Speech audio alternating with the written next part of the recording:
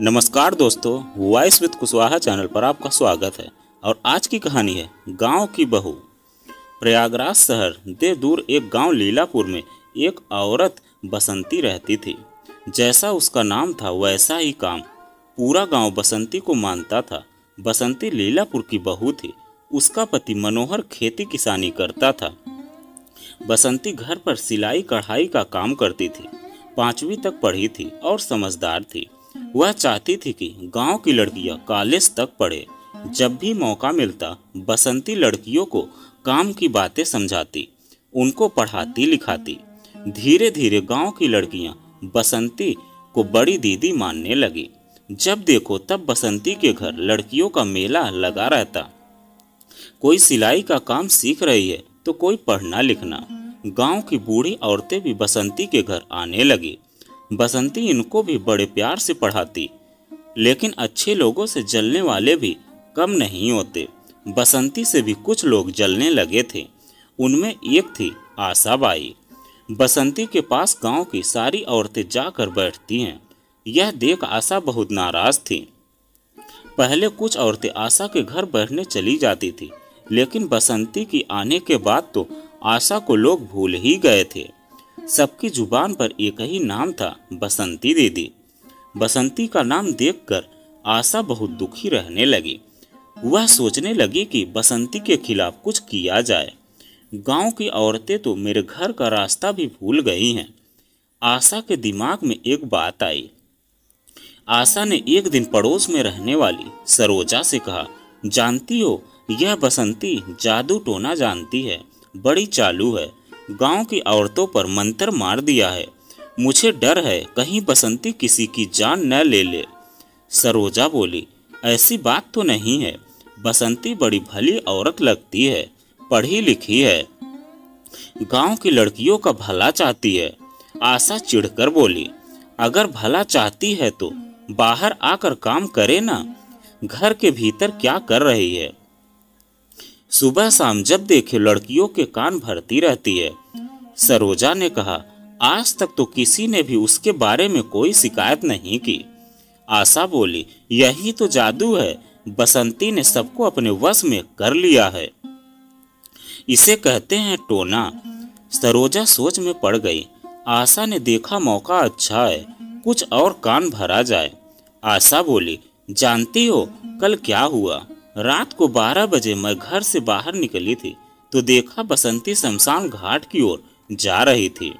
तन पर एक कपड़ा नहीं। वह तो घर में ही रात को भूत प्रेतों की पूजा करती है। मुझे डर लग रहा है कहीं गांव की बर्बादी ना हो जाए। आशा की बातें सुनकर सरोजा घर चली गई और उसने आशा की बातें दूसरी औरतों को भी बता दी। धीरे धीरे पूरे गांव में यह खबर फैल गई कि बसंती बहुत बड़ी तो नहीं है। उसके कारण गांव में कुछ भी हो सकता है। कुछ औरतें समझदार थी, वे हंस पड़ी, लेकिन कुछ औरतों ने आशा की बातों को सच मान लिया और बसंती के घर जाना आना भी बंद कर दिया। गांव के सभी मर्द भी एक हो गए। उनके घरों की औरतों ने बाहर निकलना बंद कर दिया। बसंती समझ नहीं पा रही थी कि अचानक यह क्या हो गया। शायद उससे कोई गलती हो गई हो। एक दिन बसंती अपने घर से निकली और दुखी होकर लौटी। वह जिस घर में जाती वही उसके लिए पराया लगता। किसी ने भी उससे ठीक से बात नहीं की। वह दुखी होकर सोचने लगी कि अचानक ऐसा क्या हो गया। एक दिन बसंती की मुलाकात सरोजा से हुई। बातों ही बातों में सरोजा ने बता दिया कि आशा के कारण ही गांव के लोग तेरे खिलाफ हो गए हैं। तुझे तो नहीं समझ रहे हैं। बाप रे, इतना बड़ा कलंक। बसंती की आंखों में आंसू आ गए। बसंती सीधे आशा के घर पहुंची। उसे देखकर आशा नाराज होकर बोली, तू मेरे घर क्यों आ गई? जानती नहीं यह शरीफों का घर है। बसंती बोली, जानती हूँ बहन, लेकिन तुम मेरे खिलाफ जो कुछ कर रही हो वह सब क्या है? आशा बोली, मैं क्या कर रही हूँ?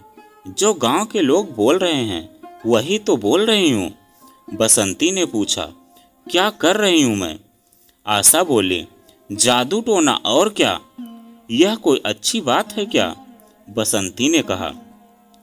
किस पागल मूर्ख ने यह अफवाह फैला दी? मैं लोगों से प्रेम से बात करती हूँ, उन्हें सिलाई कढ़ाई सिखाती हूँ, उन्हें पढ़ाती हूँ, क्या इसे जादू टोना कहते हैं? आशा हंस पड़ी। अरे यह सब तो तेरी आड़ है, इसी के नाम पर तू लोगों को अपने वश में कर रही है। जितनी औरतें तेरे यहाँ जाती थी, सब उनके घर में कोई न कोई बीमार हो जाता था। बोलो क्यों? बसंती बोली। उसका कारण मैं नहीं, उनकी बीमारी होगी। डॉक्टर से इलाज कराना चाहिए था। आशा चीखी। नहीं, सब तेरे कारण बीमार पड़ रहे हैं। तूने कुछ न कुछ कर दिया है।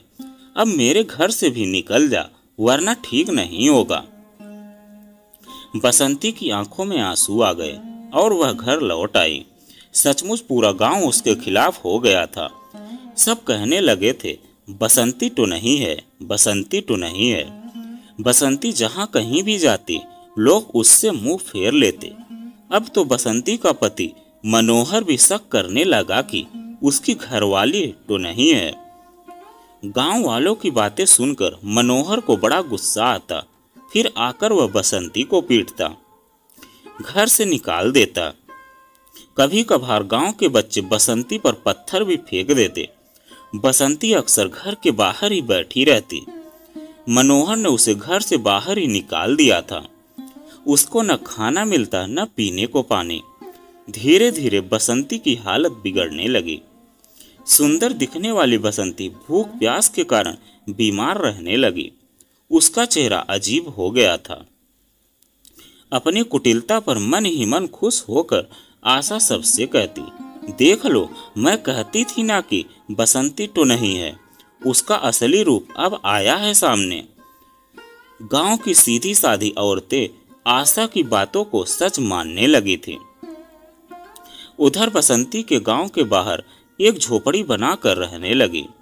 बसंती के बारे में किसी अखबार में समाचार छप गया तो लोगों को मामले की जानकारी हुई।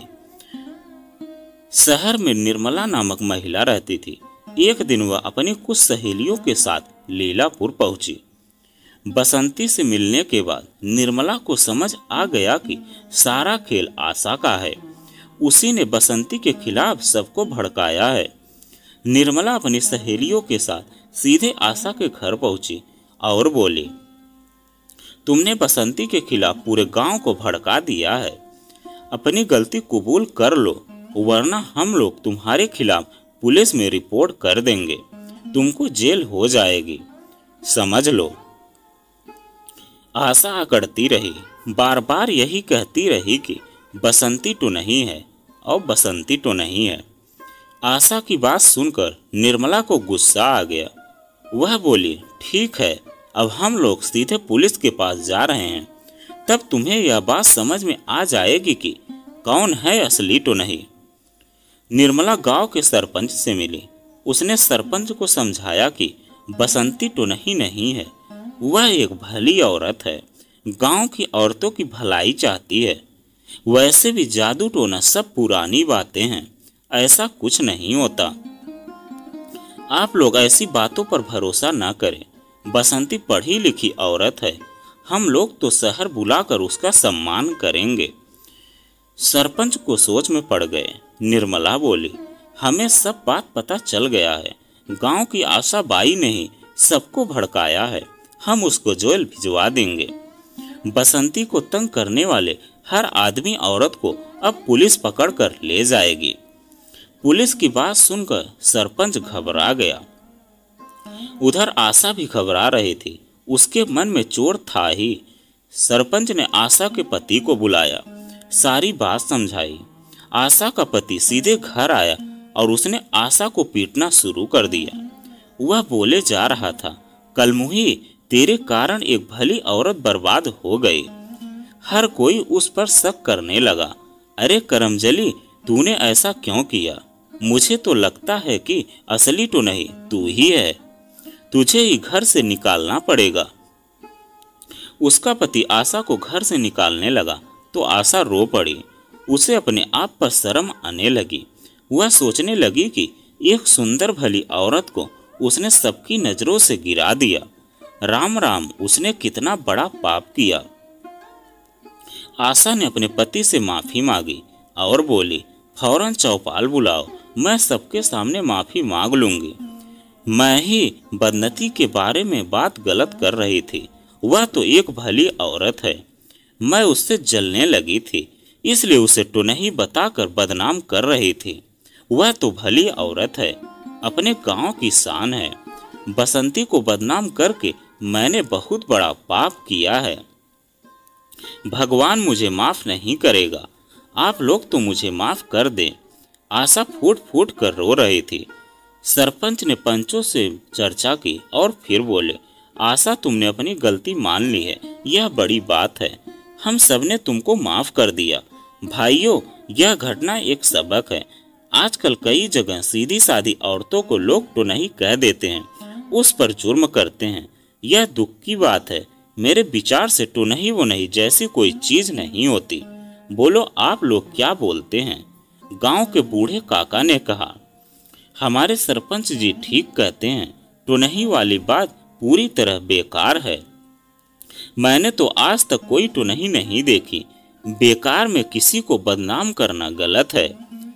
यह भले घर के लोगों का काम नहीं। मैं तो कहता हूँ आपस में प्रेम भाव बनाओ, कुछ भले काम करो, तभी गांव का विकास होगा। किसी के खिलाफ बात मत करो, यही महान जीवन है। सरपंच बोले, हम लोगों की बड़ी किस्मत है कि बसंती जैसी बहू इस गांव को मिली, मगर हम लोगों ने उसे दुख पहुंचाया। अब हमारा फर्ज है कि उसे पूरे आदर के साथ गांव लेकर आए। बसंती एक घर की नहीं, पूरे गांव की बहू है। हम सब उसे लेने जाएंगे। आशा रोए जा रही थी। वह बोली, आपकी इजाजत हो तो मैं भी चलूंगी आप सबके साथ और बसंती के पैर छूकर माफी मांग लूंगी। देखते ही देखते पूरा गांव बसंती को लेने उसकी झोपड़ी की ओर चल पड़ा। यह सब देखकर मनोहर की आंखों में आंसू आ गए। अब वह अपनी करनी पर पछता रहा था। सोच रहा था कि उसने फूल जैसी अपनी घरवाली को कितना दुख पहुंचाया, उसे गांव में बदनाम किया। बेचारी बसंती को कितना परेशानी हुई, लेकिन वाह रे बसंती, कमाल की हिम्मत है तेरी। तूने हार नहीं मानी। तूने साबित कर दिया कि तू एक महान नारी है। मनोहर सोच रहा था उसका जीवन सफल हो गया, उसे बसंती जैसी नेक औरत मिली। यह अच्छा हो गया कि गांव वालों को एक बात समझ में आ गई थी कि तो नहीं की बातें बेकार है। यह सब तो किसी को बदनाम करने का एक तरीका बन गया है।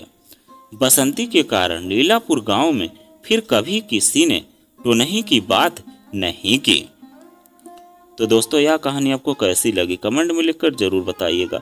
अगर आप हमारे चैनल पर नए हैं तो प्लीज़ चैनल को सब्सक्राइब कीजिएगा और वीडियो को एक लाइक कीजिएगा। तो चलिए मिलते हैं एक नई कहानी के साथ में एक नए वीडियो में। कहानी सुनने के लिए आपका बहुत बहुत धन्यवाद।